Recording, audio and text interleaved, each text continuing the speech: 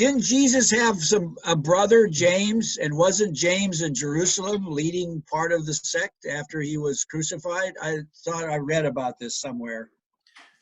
Yeah, the recent scholarship suggests that James may have been as important or more important than Peter. So wouldn't he have been leading one of these sects then?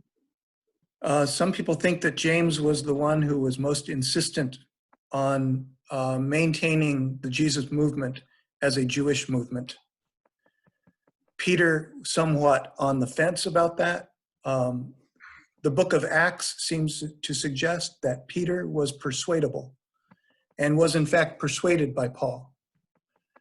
How much of that is true? How much of that is Luke's effort to make us understand that just as Peter was persuaded on this question, so too should we be persuaded? I don't know. But there's a lot of recent interest in James. And there's a book that's actually a novel about Paul called Wretched Man, something like that, and is written by a friend of mine. And he suggests that really James is the pivot point in the early church. And James was the one who was the least accepting of Gentile converts. Paul probably was the leading advocate in the early church in accepting Gentiles. I mean, his whole missionary purpose was conversion of the nations. But back home in Jerusalem, there was a lot of conversation about this and a lot of opposition to it. So I think a lot of this is reflected in the New Testament. Are Gentiles in or out? And if they're in, is anything special required of them, such as circumcision and obedience to the dietary laws? I think a lot of this is reflected in the New Testament and maybe even in the parables.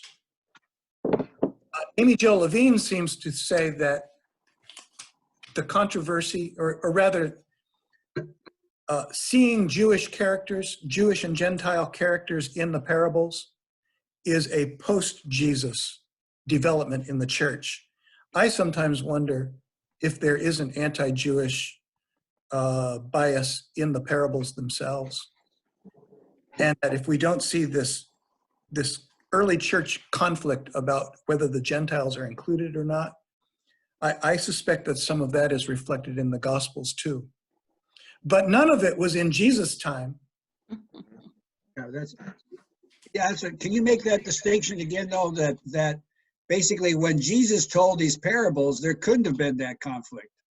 No, that conflict occurred after his death. So therefore, the original parables wouldn't have had the conflict, but the subsequent translations and recollection of something that happened 50 years ago would have it.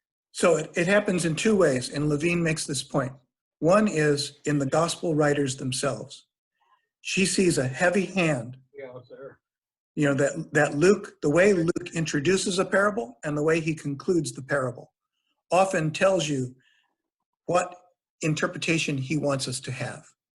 And he may in fact have shaped the characters and the events in the parables to also reflect that conclusion. And then secondly, there's the post-New Testament commentary all the way through to 2020 about how Christians see these parables. And she not only sees anti-Jewish bias in these commentaries, she also sees some modern biases, some progressive biases. So progressive Christians, she says, are very quick to see in the parables a message about socialism and capitalism, which again says more about what we think rather than what Jesus said. Jesus did not live in a world of these ideologies. He lived in his own world where there were rich and there were poor, but this is long before Marx and the Democratic Party and metaphorical readings of scripture and so on. So Amy Jo Levine, again, is trying to just strip it all away and say, what did Jesus say and what did he mean?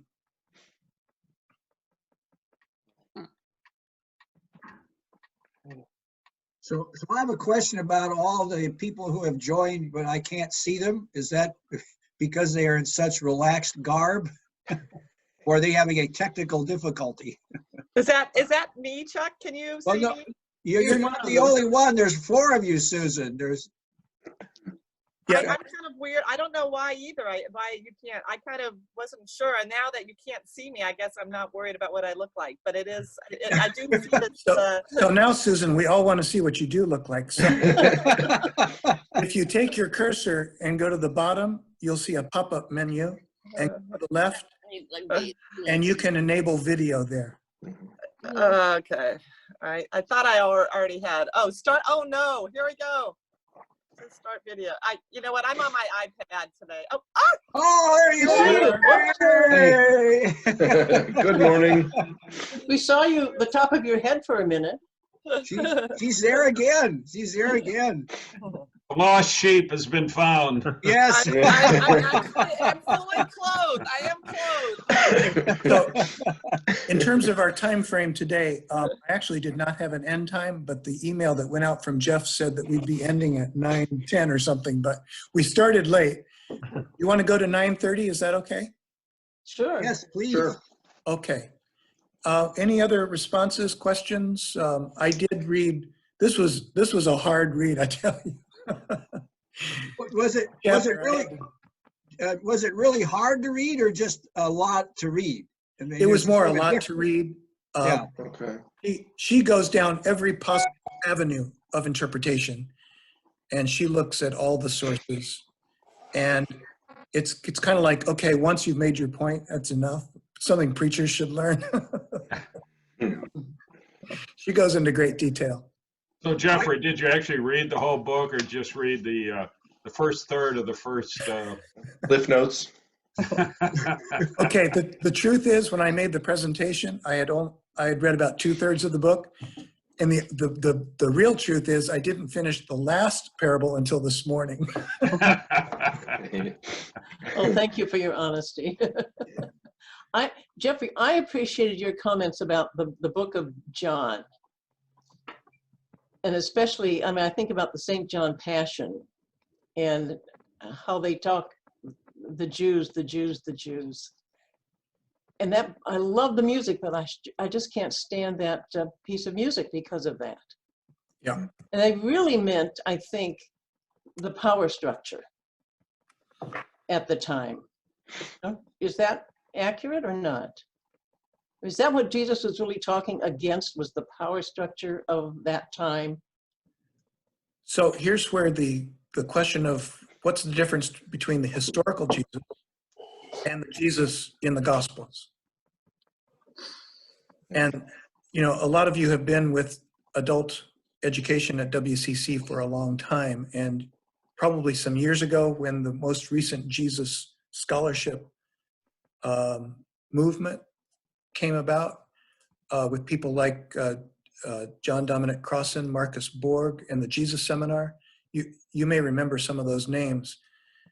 It goes all the way back to Albert Schweitzer and before, people who are curious about how faithful is the New Testament relative to the actual man of Nazareth, Jesus.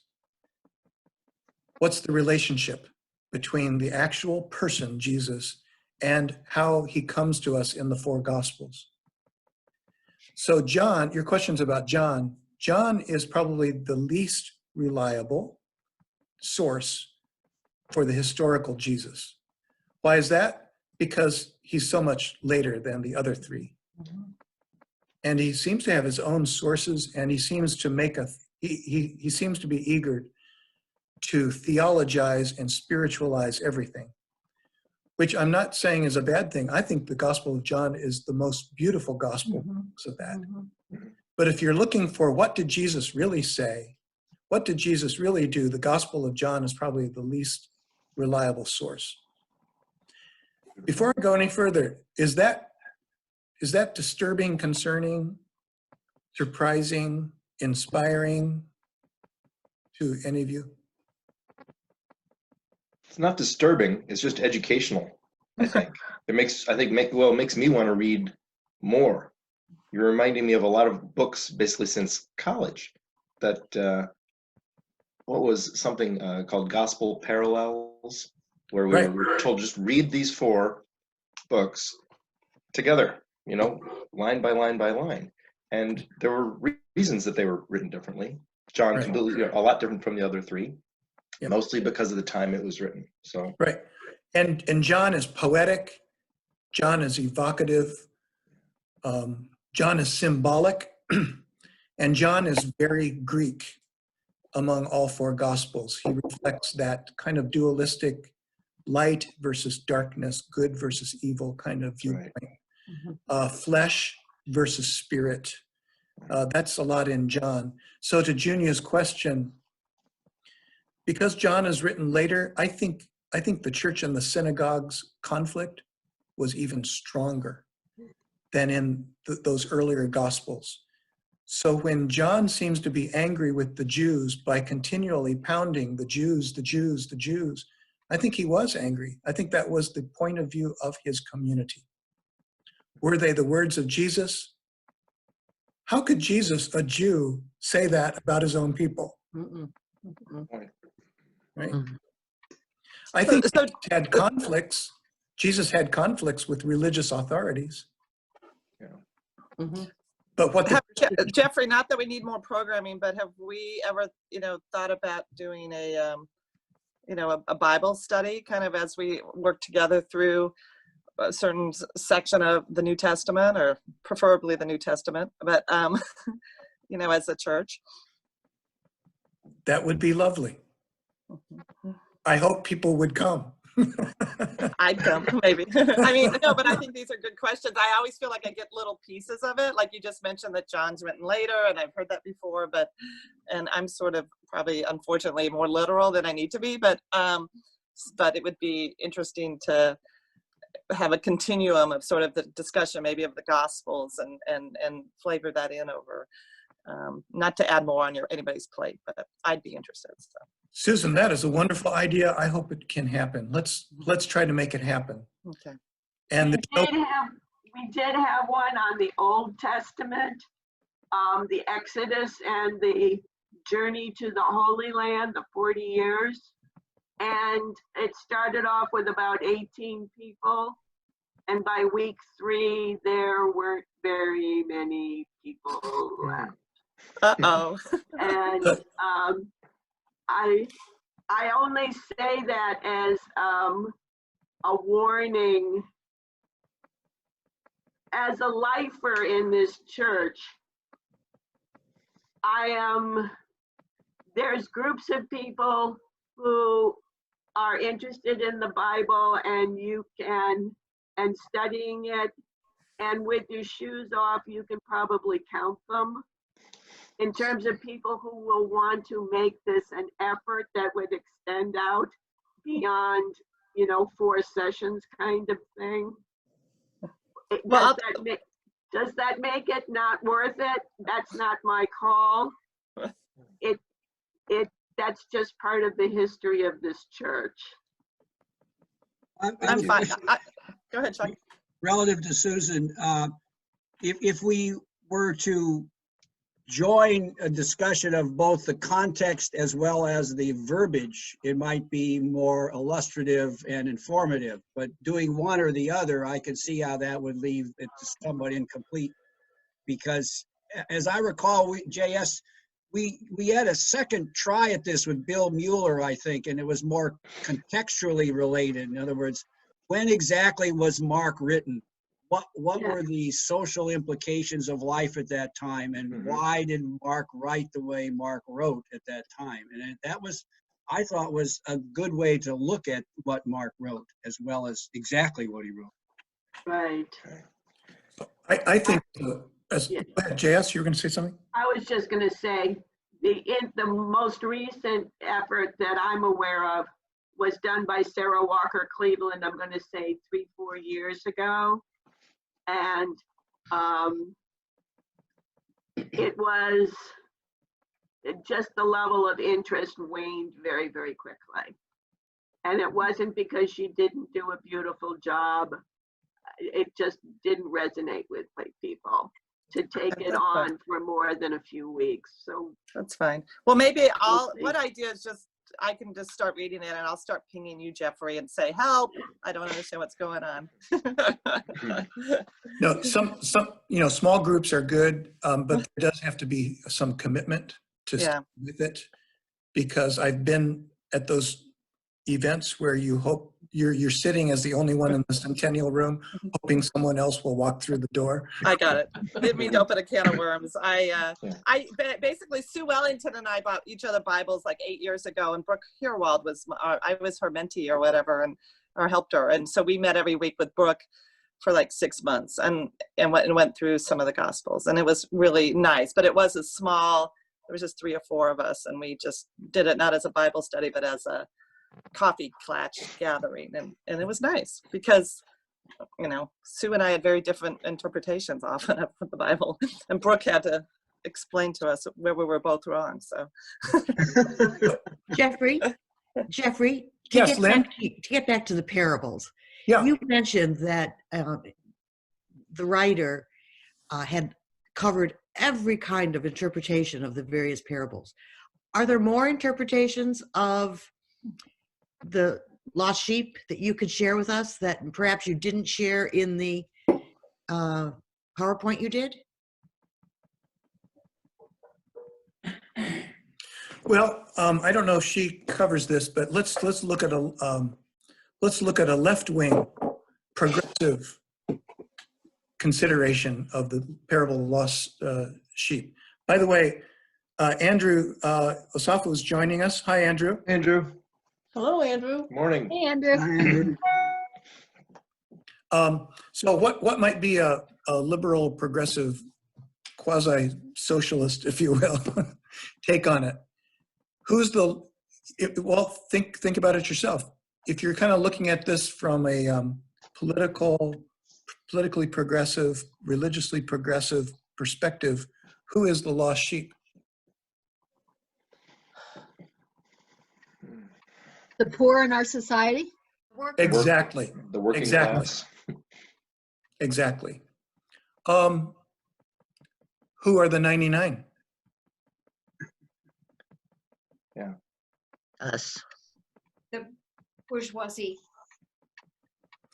Oh, a Marxist term. Awesome. Mhm. Who is the shepherd? The communist leader. The socialist leader. Or a social reformer, maybe, who goes out. Okay, so what is this called? Allegorizing. Mm-hmm. We are assigning, well, because I'm leading you down this rose path. We are assigning each character a function, a role, and a purpose, whole story, and for each one, based on our ideology. Is this a legitimate reading? Well, what's legitimate, what's illegitimate? But is this what Jesus meant?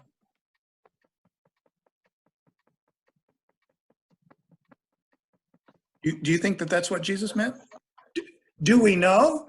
How can we know? We don't know, but Levine tries to help us by putting us in Jesus' original context, which was Jewish, first century Palestinian. We do know some things about the historical Jesus. No one can deny. I loved the concept, Jeffrey. I love the concept that it's like a piece of art and the artist does it, and then whatever your interpretation of it, it may be different, but I like that. Yeah, right.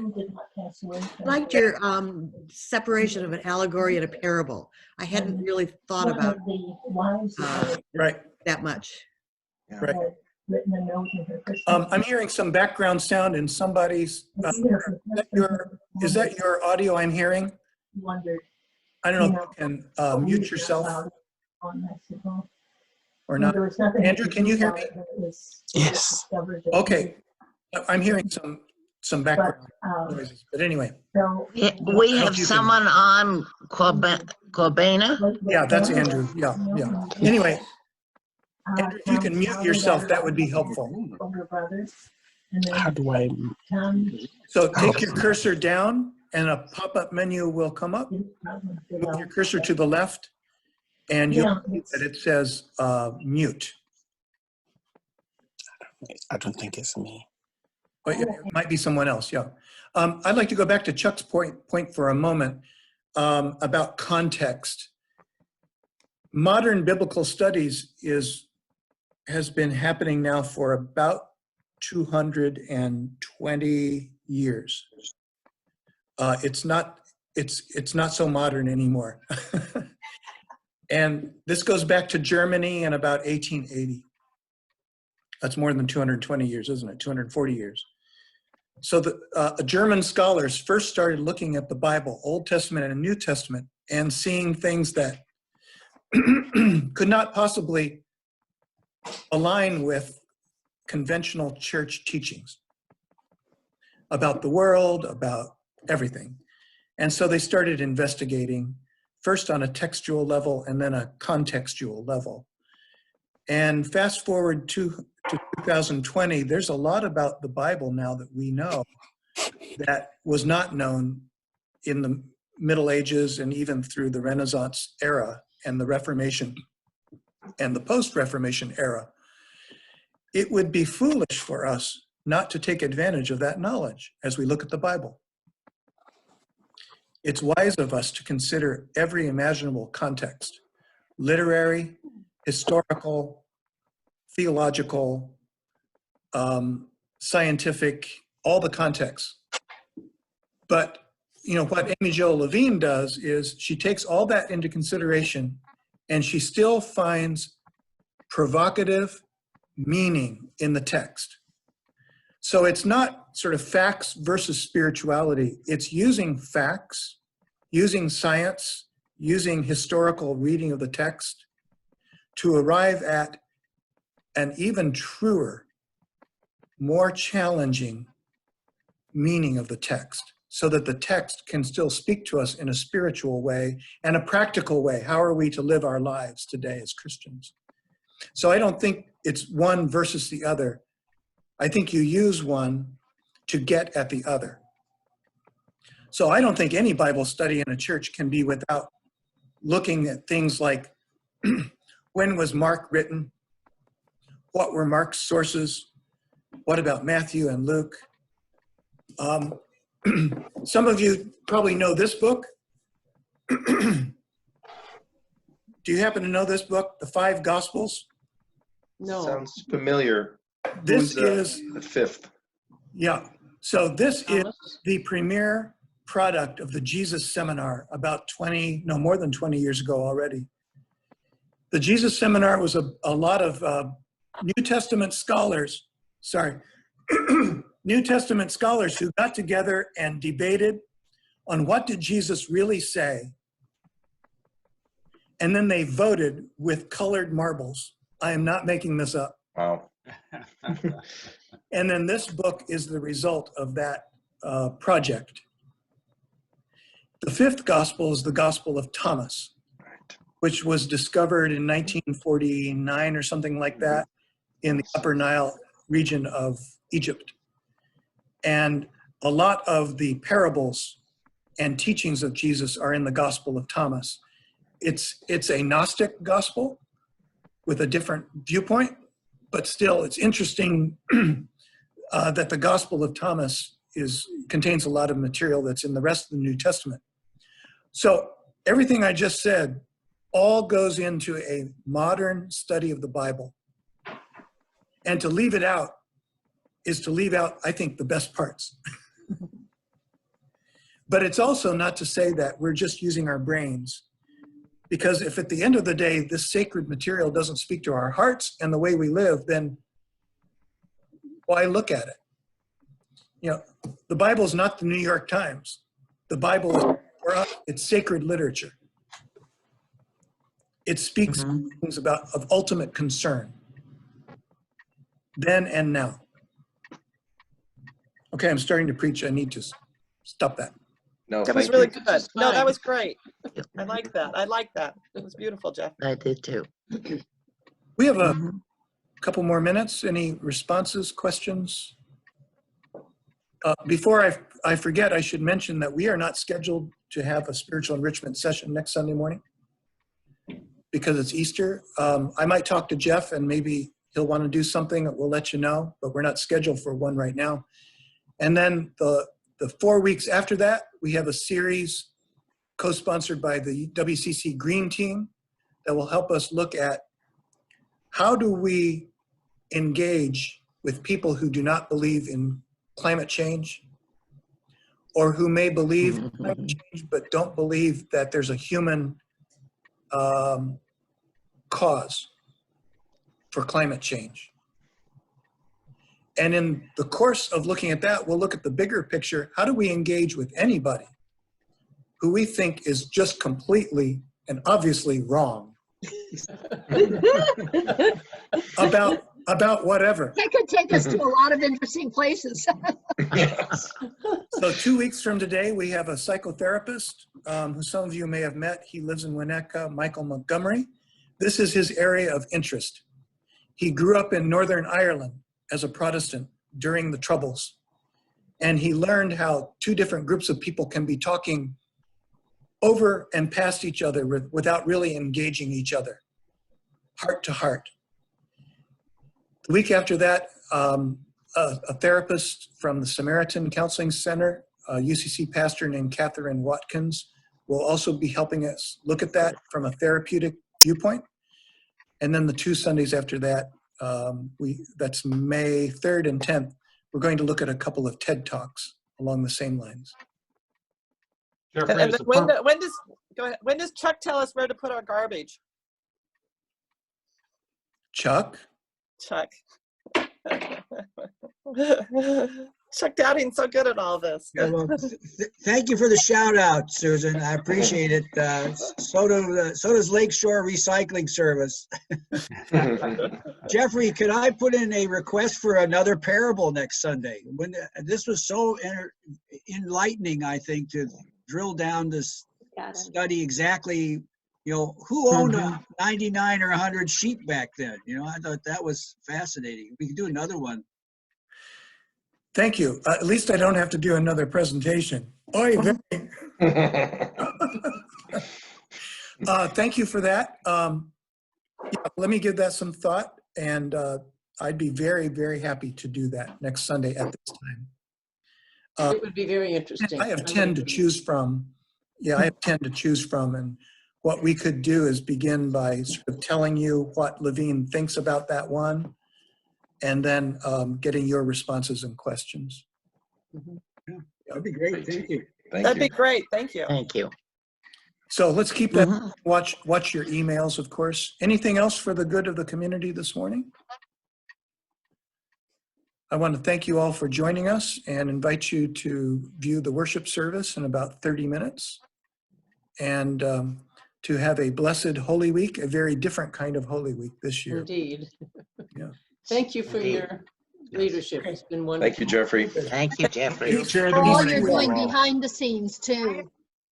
Yes, and thanks to Valdek. Valdek actually pieced it all together. Thanks to Valdek. Yeah. Yes, please thank him for us. He's I will. wonderful. Stay safe, everyone. Peace, Stay safe. everybody. Be Peace. well. Bye. Bye. Bye.